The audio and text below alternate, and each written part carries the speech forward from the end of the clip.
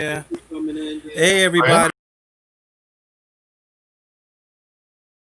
Mr. FK, straight from Jamaica. We got people from around the world cutting in here.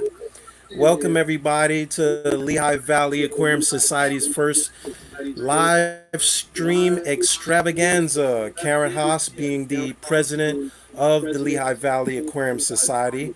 I will introduce her now. If you do not already see that lovely young lady, her picture is in the lower left hand corner. Mr. Moon.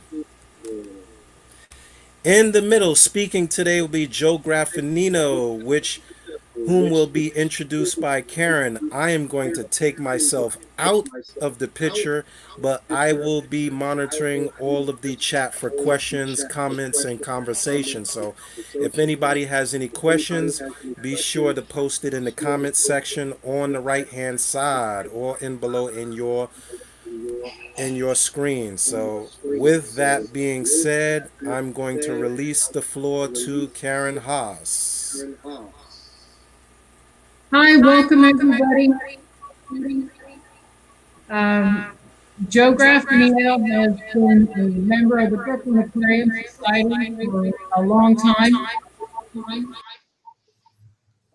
which is one of the oldest aquarium societies in the United States. He has bred a lot of different fish, and he is going to show us tonight how he created a koi pond in his small yard in Brooklyn. So take it away, Joe. Thank you. Okay, welcome everyone. I'm glad you can make it. This is my first live presentation of a video I created a while ago. Many of you know that in Brooklyn, there's not a lot of space. So whatever space you have to try to make it as useful as possible. I had the last 30 years lived around the corner from where I am now, and we decided to move. And one of the things that I wanted in a new house was I needed a garage because, again, with space being a premium, you can't park on the outside.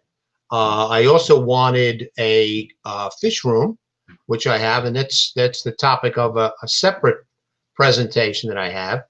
And also, I wanted a pond in the backyard. So we're going to try to do it as good as possible.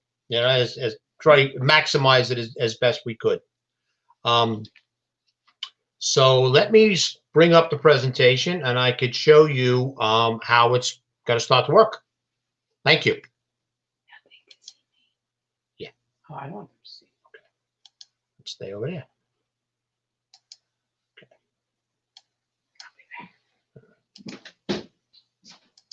Okay. A pond grew in Brooklyn.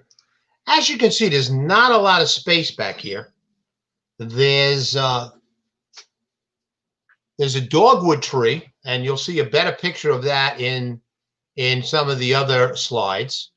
The pond is 5 feet across by 11 feet long in length. It's nestled next to my garage. And as you can see, there's another garage behind me. The good news about that is a lot of birds flying through, such as herons, seagulls, etc., don't see the pond as easily. Another good thing is if you have a swimming pool in New York City, the city will tax you for having a swimming pool, but they don't tax you for a pond. And also, you don't need a lot of the safety regulations that swimming pools require. So that part's good anyway. As for the pond itself, I wanted something unique. I've seen a lot of local ponds. They're all small, and many of them are in front yards. The problem with having it in the front yard is that usually kids going by throw garbage in it. If you have fish, they'll probably steal it. Cats and stuff come by and grab your fish, whatever. Um, the nice thing about this, and it wasn't planned, but it just happened, was that I've seen possums, raccoons, and cats trying to, at least look at the pond, but it's too deep for them to uh, stretch to get into to try to grab a fish.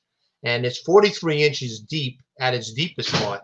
So if they got in, they probably would have a very difficult time getting out. They must realize that so they don't bother my fish. So that's a good thing. As you can see here on the outside, there's a couple of tubs, plastic tubs. I tried getting water lilies to grow in that, but there's too much turbulence. The only location I really had was here at the foot of the pond. But then the koi would eat the roots of them, no matter the milk crates I put over them didn't really matter. They knocked the milk crates over, and they enjoyed themselves on the roots and the flowers. So I put them on the outside. As you can see, it was pretty successful in having water lilies grow, along with other water plants. So let's move into the presentation. All right, first thing obviously you do is you have to order the supplies and the equipment. As you can see here, I ordered a Laguna pump filter Excuse me, along Joe. with air tube. Yeah, You're gonna have to I launch the did. presentation from PowerPoint full because they're not seeing the slides. Okay, this is full. Maximize it. Okay, hang on. Get out of that. There you go. Now launch your Okay. slideshow. Okay. So that. And now a word from our sponsor. I'm out. Thank you, David. Okay. Okay, so here we are with some of the equipment. We have cement over here. We have the glue. We have the water pump. Okay, all of the various things that you're going to need to get this to have it effective. Okay, these are the planters. My wife liked red planters, so she wanted to build it up with planters. This was interesting. We're going to the problems that I guess they cause later on, but in the meantime, the planters were, you had to order a minimum. It was like 90 something planters I had to order. I had about 25 to 30 of them remaining after we did everything else. This is the saw blade that cuts the planter block. We went through, I think, three of these different saw blades to cut through the planters to make them at least the approximate size. As I'm going through this, what I'll do is I will also give you the downside or the mistakes that were made in creating this pump. Okay? So here's the planters, and here's the cinder blocks that we were using. We'll go into that a little bit. This is the steps up to the back of the house. Okay? This is the framework for the frame of the pond. Okay, here we got the cement. Of course, you have to do everything today with duct tape. These huge rocks are the shells that we use for the waterfall. Okay? The pond liner, and of course the water hose. Can't have a pond without water, right? Pond liner needs to be large enough to cover not only the pond but also the waterfall area. The larger size is better than a smaller size.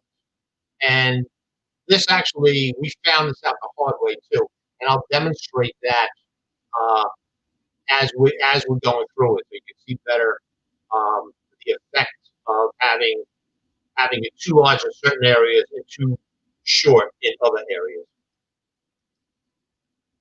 Okay, this is the aerator for the pond. It turns out that I really didn't need this. I wanted to use it in the winter in lieu of a pond heater. The problem with using an aerator throughout the winter is it'll keep an opening in the ice, but it also keeps the fish moving. moving fish means they burn up more calories. Burning calories means they're going to be running out of food. And these fish stay in a hibernation state for about 6 months, from November into mid-April. So I'll let you know. Okay, these are the electric outlets. I had one in the front, one in the back. These are quad electric outlets. Okay. Make sure they are grounded and GFCI. Okay, but you'd be amazed at all the different stuff that you're gonna have to start plugging into these things. This is the Laguna Pond pump. Always get a filter that is larger than what you need. Okay, this is for the size I got is for a 2,000 gallon to 2,500 gallon pond. My pond is 1,100 gallons. Okay, so it gives you an idea of size. Okay, it's a close-up look of the filter. Yeah, the ultraviolet light for algae control. You have to replace this. This is it here. You undo the screws. You take off the seal. It's a tube. You can order it through Amazon or any other fish hobbyist location. Okay, and that would that keeps the algae under control. These two plungers here are for there's 4 sponge filters within the filter. And what this does is when you do a back flush, and here's your back flush outlet, you turn this handle, because this the direction of the water flow. The water comes in from the water pump in the pond, comes in here, goes into the filter, and goes out this way. So if you want to do a back flush, you pump this about 20 times to clean, try to get as much clean from the sponge as possible. But then you hook up this hose, this hose, or another hose. I used a separate hose for it, under this end, and you plug it back in to get it going again, and it flushes the water back out and waters your plants. So if you have plants, if you have vegetables, things of that nature, the pond water is an excellent source of nutrients for your plants and vegetables. And I'll show you that too in a little bit, because our plants never look better. As you can see in this picture, and I'm going to go into a little bit more detail, this is an excess amount of pond liner. There's more back in the back than there was in the front. We'll go into that a little bit. Just wanted to show you how it's situated. Okay, it must be on left. The filter itself must be level. Okay, excess amounts of liner for back of pond. If you need to, you can use small rocks. We'll get into the small rock for balancing and leveling things off in a couple of minutes. But the pond filter itself also needs to be level. Okay. Here's some of the things we used before. Of course, the glue that we use for the planters, and you'll see that soon. Okay. Also, we ordered underwater lights. There's your pond mask. There's the underwater lights here. Here's the filter. Here's the water pump. Okay. And the liquid nails. That's what we use for the planters. This is the water pump here. Sorry. This is the air pump. Okay. After equipment arrives, it's time to break ground. So this is when we decided, I wanted some room in here. I wanted to put a bench and some other things in this area. So I didn't want to take up the entire space. And these are the certain things. As we started digging, we found that you'd be amazed what you find in the ground when you start breaking ground, especially in Brooklyn. We could have found a 55-gallon drum with a body in it for all we know, right? And what they had used was the fence that my neighbor used. There might have been another fence up there prior to us moving into the house. We don't know. But they were using this fence, and it's vinyl covered on the fence, so it would never rust, which means it will stay there forever. We also found these pipes in the ground. we first came on these, we didn't know if they were gas pipes or electrical pipes or anything. So we kind of were slow in trying to pull these up. I mean, you don't know if it's still live or not. Okay, then we started digging, and we had to dig deeper. As you can see, all the clay dirt is piled up on the side. Okay, the concrete floor along the garage remained, and you wanted that for the cinder block wall for the frame. So it's not, I'm not pressing against the wall of the garage. Okay? The plants in the back were relocated along the side, and there's lots of clay dirt uh, from the pond. That's Al Teresi, the pond master, laying the frame and the shape of the pond. Okay, this is what we started to do,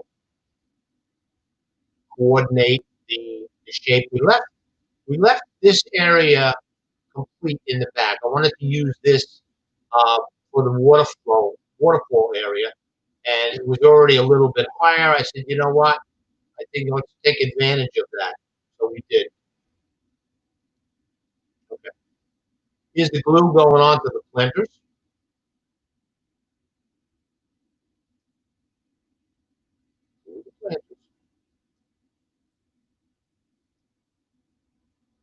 The planter's lip is 1/8 of an inch. I'm going to show you what this is going to mean later, which we didn't realize when we were doing it in the beginning. But this caused uh, the planters to lean. And the higher up you go, the more it's going to lean, which we found out the hard way. Okay, this is basically the shape of the pond. The pond at its deepest goes down 43 inches, okay, which is well below the freeze zone. I wanted to do this because I, I, I intended to fish the hybrid. I wasn't going to take them out every winter, especially when they get, koi get pretty big, several feet long. So I have big tanks, but they're not that big. Okay. Also, as you see in the cinder blocks, I wanted a wall between the garage and the pond. Uh, and also, I wanted it in a way so that water would not get between the cinder blocks and the garage wall, because if it freezes, it's going to push against both the cinder blocks and the garage wall, and eventually will cause damage. But the cinder blocks should have been spaced differently, not stacked up one upon each other. But with the water of the pond holding it in place, I didn't worry about it going over. Okay, this is the back. This is by the waterfall area. We're starting to build up that area. Okay,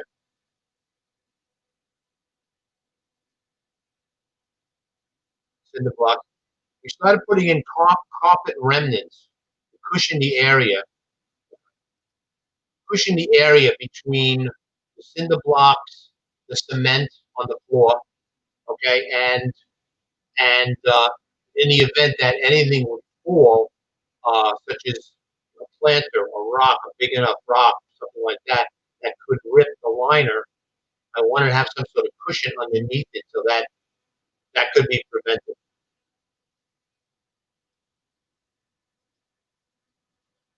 Okay, carpet liner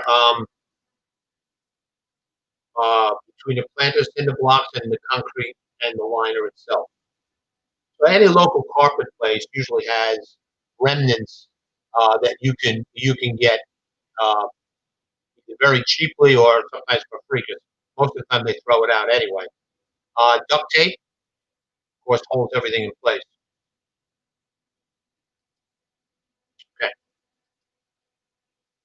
installing the carpet liner. The sides should be secured. The bottom should be secured all the way up. The side going down was a couple of feet, a little over 2 feet, I think, dropping into this area, 3 feet dropping into this area. Okay, so you want to make sure everything has, carpet liner in it. Okay, as you can see, we were doing this. I want you to notice what I mentioned before about the planters. How they start to lean. You can see it here quite evidently that it's kind of sloping down. It's going up and it's sloping over. The complete interior of the pond has to be lined. Okay? Planter's lip hold the liner in place. That eighth of an inch, as you can see with the liner, top of the liner, it holds it in place.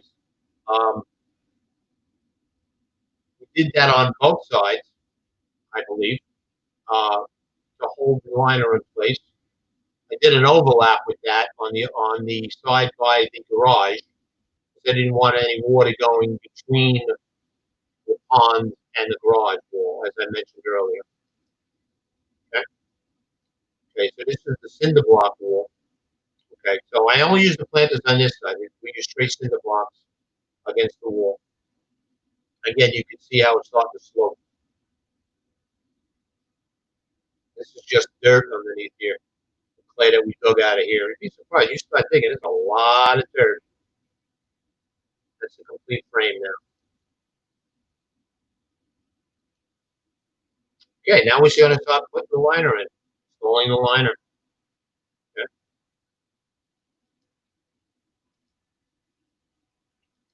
Now we start working on the waterfall area. Okay, so this is the area. Clean it all up. Get rid of all these little pebbles and stuff like that. Everything is broom swept clean. As I mentioned earlier, we kept this part of the wall intact, so we can use that to raise the waterfall. Okay, you need small rocks for balance of the larger rocks.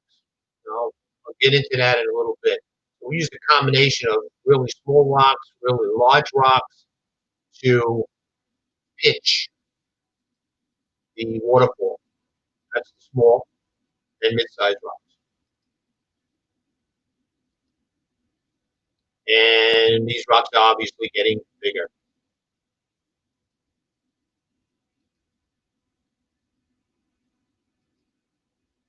Okay, what we did was we took 3 large rocks on a 3-level of the larger rocks.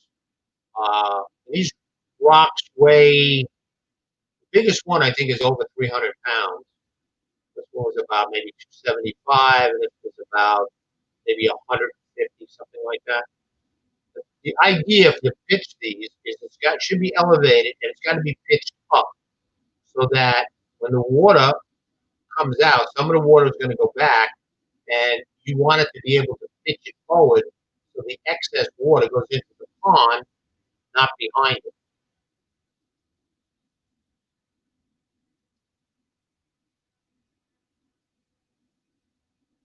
You always leave a space open for the tubing for the water pump to come out. Balance and pitch. So you want all three rock levels to be pitched so that, again, the water goes back into the pond, not behind the pond, but to the sides of the pond. Positioning the hoses. Placing on the waterproof lights. As you can see, there's another one in there somewhere. I think we put it under here. Yeah, there's the electrical, the hookup for it. Okay, and statue. Okay, this is one of the bartenders at one of my favorite pubs there, the Salty Dog, gave us this Gaelic Angel, a Celtic Angel. Uh, so we enjoy that very much. The finishing touches. Okay, so this is what it looks like. Okay, and this is the just add water. So again, we cleaned all of this out. You notice the liner is kind of loose, kind of saggy. in this area. Okay, so I'll explain that in a little bit. The water, once it's filled up, holds everything in place. It has enough pressure so that the cinder blocks are not going to move.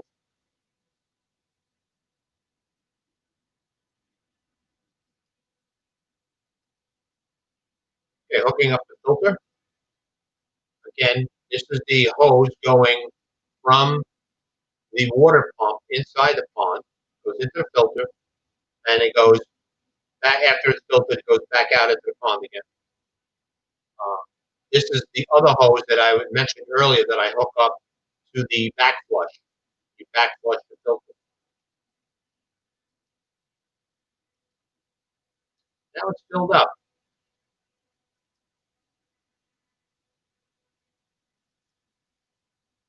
Light sensor activation lights.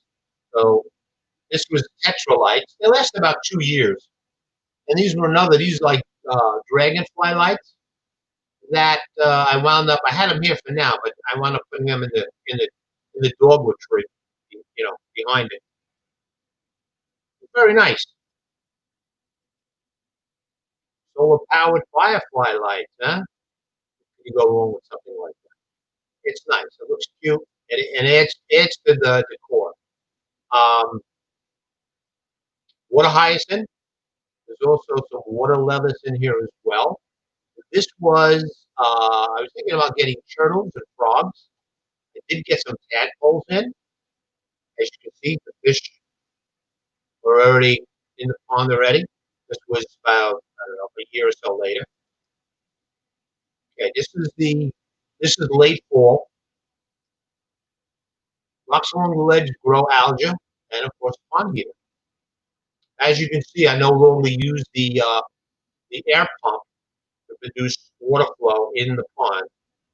Again, it's not only is it not necessary, as long as you have a pond heater in there to this keeps a hole in the ice so that the gases that build up in the water have a way out. Okay. Now there are other ways you can do this too, which I found out later. You can use this styrofoam box um, and just put a PVC tube through the styrofoam box, as long as it goes into the pond and the top end comes out, so that the gases can escape. Okay, of course, in really cold winters, you still need to check it, make sure the gas doesn't freeze over. Okay, but then it would obviously stop the gases from coming out, which would suffocate the fish. Okay, water hyacinth, water lettuce. Uh, Large koi makes short work of these things. It's like a salad bar to them. Okay, this is the dogwood tree in bloom. This is in springtime. Okay, as you can see, the all the dirt has been removed. My wife's green thumb has been putting in flowers and different kinds of plants. Um, this is the way it looks now with the waterfall and the rocks on the side. I want you to notice another thing too. See this? It's level now. Okay, I might as well go in and tell you about this now. After we set it up and had it running and all that, we discovered that there was too much of liner in the back of the pond where the waterfall is, and not enough in the front, and not enough on the side of the garage portion of it. So we had to take everything down. Took all empty water out, take all the planters down. The bottom planters had to have that 1 inch, 1/8 of an inch lip chiseled off, okay, to make it flat to the ground. So when you build them up, it's flat. The only one really that should be keep that 1/8 of an inch pitch would be the ones on top that hold the liner in place. Okay, that was a lot of work. And then, in order to think I'm doing a good thing, after everything was back up, running again, fish put back into it again. Meanwhile, the fish were in my garage. I have a 5-gallon acrylic tank. They were crammed in that in 10s and 20s until everything was put back together again.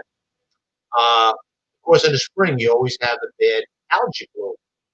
So somebody says, "Oh, use an algae remover, and it'll get rid of all the algae problems for you, but not harm the fish." This is a great idea. I put the algae remover into the pond, and it killed all the fish. Fish at that time were maybe, I don't know, 12 inches or so. There was maybe 14 to 15 fish in the pond.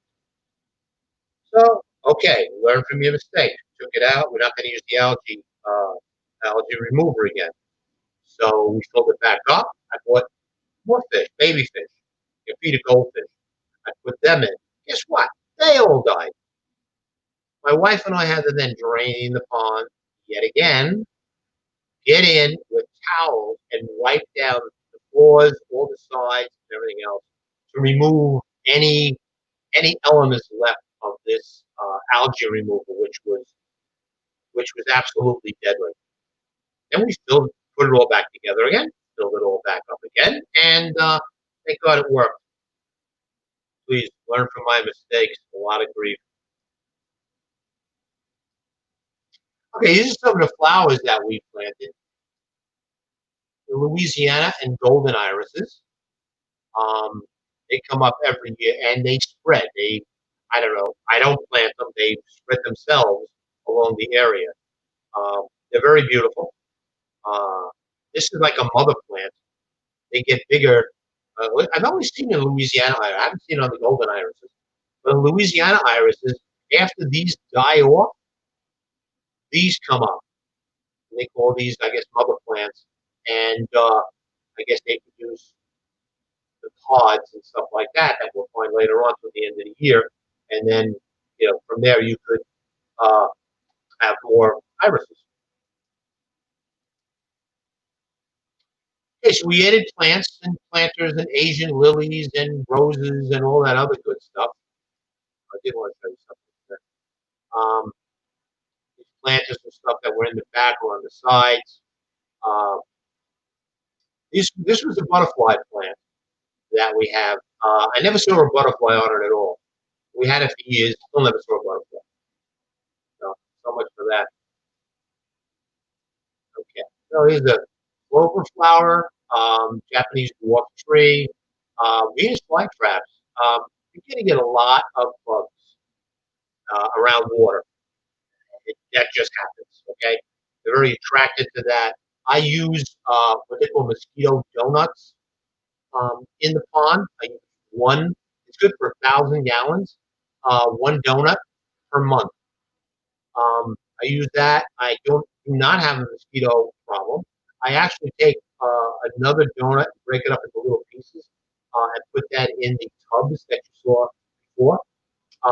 What I found there, which was interesting, was it kills the mosquitoes and the mosquito larvae, but it doesn't harm the daphnia that you're going to be finding in there. Daphnia seem to be thriving. I don't know whether they're eating it or just ignoring it, but they are not harmed by the mosquito donuts. And, it's always nice to have Venus flytraps or other, bug-eating plants in the area. It's effective in keeping some of the bugs from populating, I guess. Okay, these are the well, you can see the water hyacinths here. I had to take them out of the pond because they were being destroyed by the fish. But in the tubs, they seem to thrive, as you can see by the water lilies. Right? They seem to be doing pretty well. I tried getting tadpoles going in there, but either they drowned or the fish ate them. But I never found one. I gave up on the turtle. I figured this wasn't working. Cats found these tadpoles in the plastic tubs, and they totally destroyed those tubs. They try to get these things.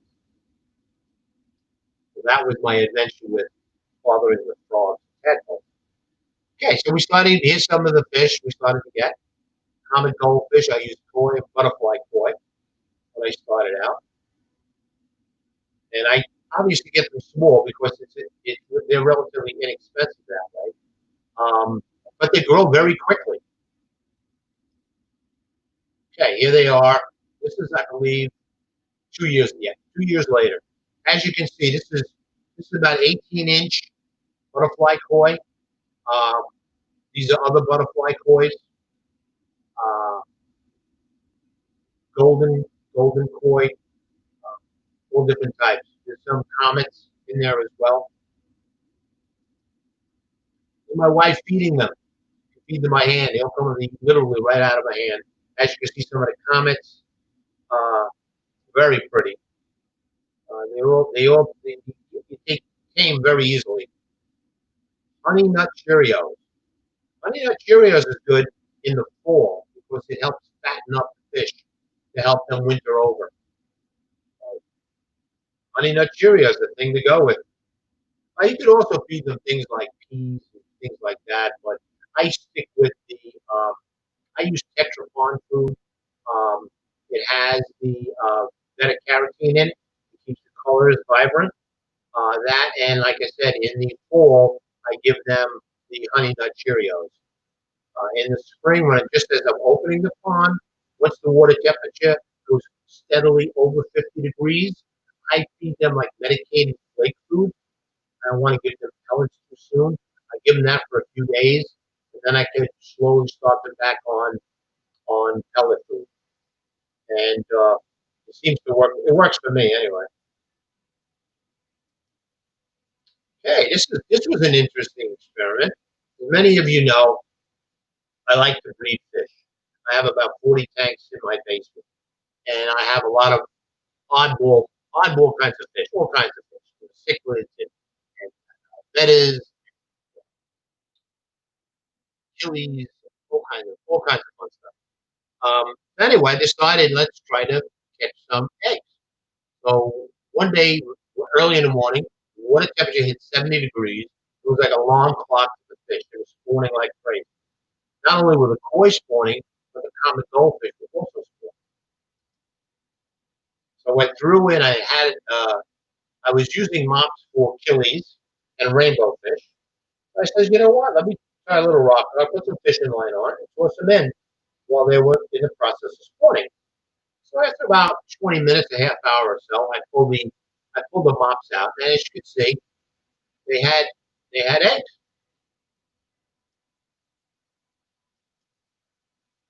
This is the acrylic 55-gallon tank in my garage. And as you can see, after a few days, the eggs hatched. Okay, I had them separate. I had 84 comet eggs, and I had 134 koi eggs, and most of them hatched. I left them in here. I changed the water frequently, doing water changes, adding fine water back to it. And then after a couple of months, I started giving them out to basically anybody who wanted them. Okay? And I brought them to various local clubs that I belong to. Okay. Just to show you, this is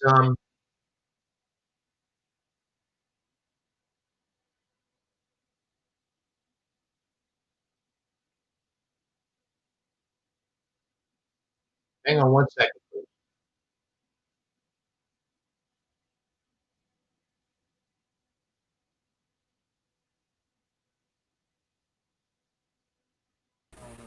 Hey Joe, you hear Okay, me? so this is again the spring shot, and this is the night one. Hang on, sorry.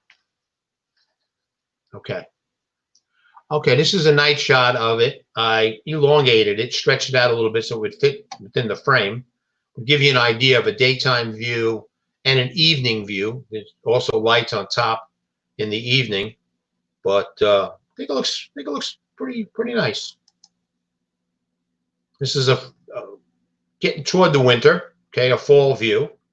Another shot of the water heater. This was like a 30-watt pond heater. I bought several of them because you never know if it goes bad. You got to have another one back it up. at times in severe winters, I actually put one on top of the other, just so it would, it would start function. The first one would start functioning again. And here's the winter. Here's a winter shot of the pond. And that's it. Thank you. All right. Any questions? There you are. Hi, David. Hey, Joe. Any questions? Yeah, you did have a question. They were wondering if you had any strange animals fall into that pond.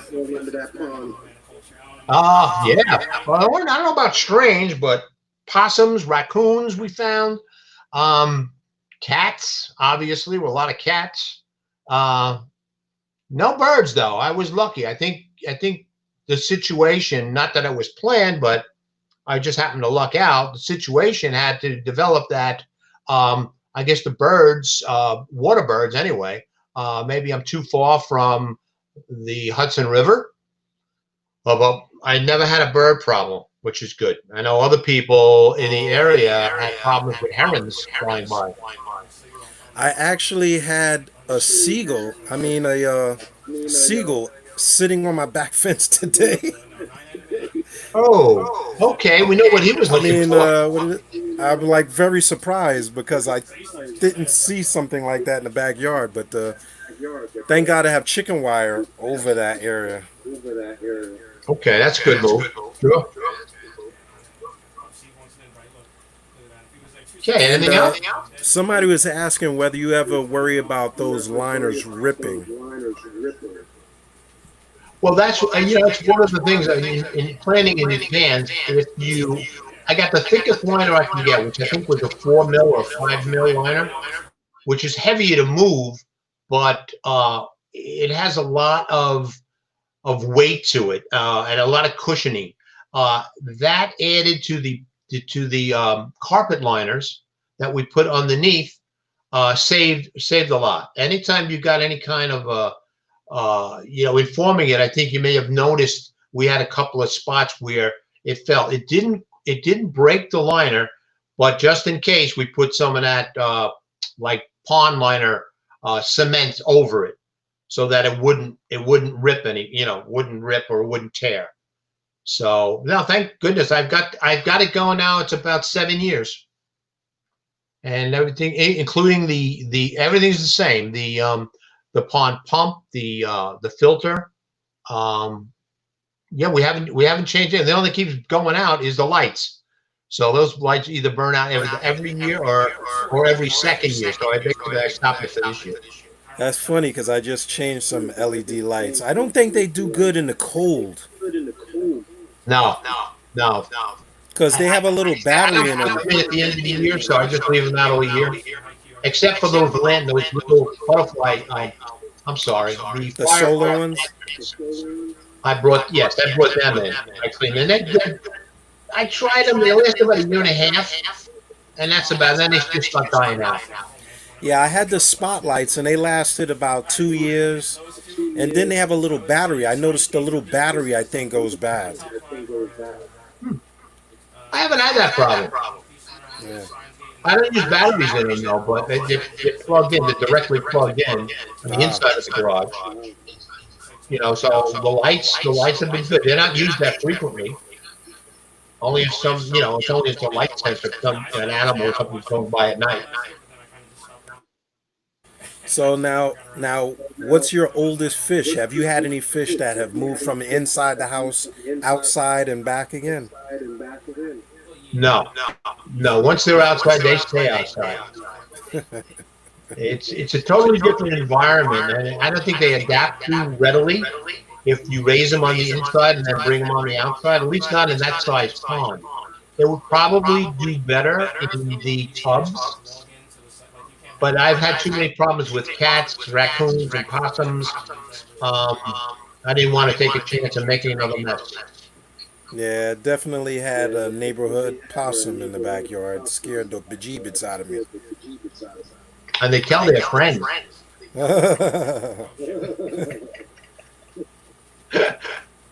Joe, how many, by the way, how many fish are in your pond at this time? At one time I had 15. I'm down to 8 Wow. because they grow quickly. And the more fish you have, I think it's kind of stunts their growth a bit. So it's just like in a fish tank. The more fish you have crowded in a fish tank, the less size, no matter how many water changes you do. And I do water changes on the pond. I just did one like about 3 weeks ago. So I try to do it at least once a month, 40 to 50%. You're right. City possums are vicious. No doubt about it. Yeah, those I've seen those Anything else? fish up close, and they are not starving. That's for sure. They're doing No, okay. I feed them well. I like. My wife says it's all with the honey nut Cheerios. Yeah, the Who would Cheerios, buy right? honey nut Cheerios? Did you mention the Cheerios? Yes. Yep. Actually, Honey that nut it's Cheerios. funny You feed them that because in the fall. now you know what? It's funny you mentioned that because I looked at the ingredients in the Cheerios, and I looked at the ingredients in the coral food and in some of the flake, and it's all wheat germ. So if Kellogg's is out there, we found a new usage for your Cheerios. It It's gonna be works. some fat fish out there. Well, it's amazing because when they come back up at the end after being in hibernation for 6 months, they are noticeably bigger when they come out in the spring. Hmm. So it's got to be something that builds them up. I mean, yeah, you're laying there with nothing to do, but I guess if I was hibernating for 6 months and somebody was feeding me honey nut Cheerios, I'd fatten up too. Yeah, I always look forward to seeing that pond, man. You never really absorb everything in there. Oh, it's nice. It's nice. It's really enjoyable. And then from seeing it from the Go out there with beginning a to the end. cooler, some wine for the ladies, and some beer for the gents, and it's a nice way for social distancing. Yeah, you're right. Well, one of these days I'm gonna grow up from my tub to the pond. I'm just kind of looking at what everybody else does first, so I can try to not make the mistakes I know I'm going to make. You know what? You're going to make some anyway. I must have looked at 20, 30 ponds, plus on the internet. You look at pond until we decided that this was the shape that I wanted. This is how I wanted it. But even with that, even with all the homework you do, you always find new things. Like who realized I'd have to drain the pond a couple of times, clean it all out multiple times to bring it in. Yeah. Well, that's the worry thing too. I worry about all that water. Like, oh, you don't worry about it overflowing Right, right. because you have a drain, The only right? time you got to worry about that, I guess, is in the winter if it goes in the back. But the way I wedged everything in, I flipped everything back, so the water can't go between the pond and the garage. But that would expand and would cough and then shrink and then expand again, and eventually it would break either the garage wall or the cinder blocks in the pond. I mean, you don't get any cracking like from the ice and the thaw out. No, no, I haven't had a problem. Not at all. All right. Well, I think it was great, man. I think you did a good job explaining everything. The presentation was very informative. We had a lot of questions, a lot of people coming in. We had people in England. We had my friend there in Jamaica. Some people up north, as far as Canada, came in and out. I think going to be a lot Wow, of nice. pond sales now that we got Good. social distance.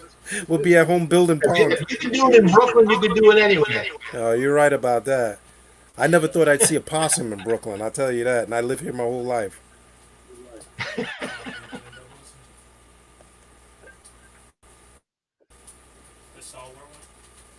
Well, I want to thank Karen for hosting this whole thing, the Lehigh Valley Aquarium Society. I had posted the link a little earlier because I know the guys set up a new Facebook page. So that was the Facebook page 3.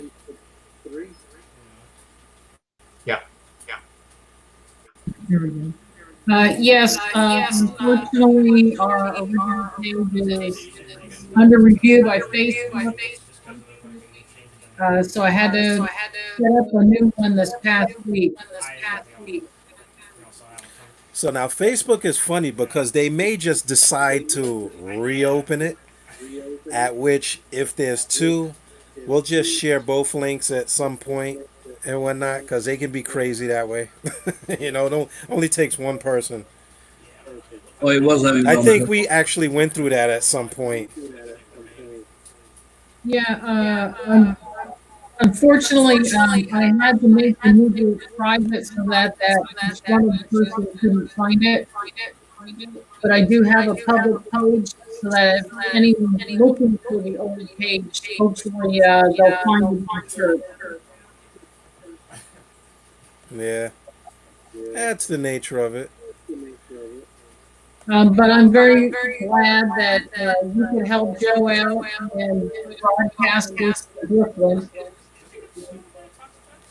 Oh, this is Kevin, what thank society you, is and all Alan, about. thank you very much for having me able to do this presentation to your club. It was my pleasure. I really enjoyed it, and I hope you guys did too. And hello to my friends that are in from the Bronx. He said, don't forget them from the Bronx. We never forget you. I'm scared to forget you. Thank you, everybody around the world, I guess, joining us for the meeting. Good. All right. See you next. Okay, thanks again. Thank you. Good night. Thank you. All right, everybody. Good night now. Good night.